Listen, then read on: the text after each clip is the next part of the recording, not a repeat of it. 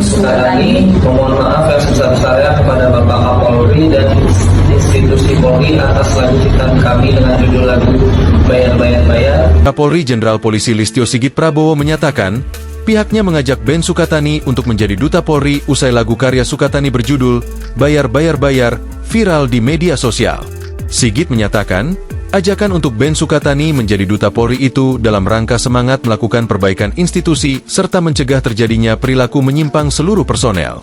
Nanti kalau band Sukatani berkenan akan kami jadikan juri atau band duta untuk Polri terus membangun kritik demi koreksi dan perbaikan terhadap institusi dan juga konsep evaluasi secara berkelanjutan terhadap perilaku oknum Polri yang masih menyimpang, kata Sigit dalam keterangannya kepada awak media, Minggu, 23 Februari 2025. Terkait dengan ajakan tersebut, maka Sigit beranggapan kalau Polri menunjukkan sikap tidak anti kritik. Korps Bayangkara saat ini menerima dan terbuka dengan seluruh bentuk saran dan masukan.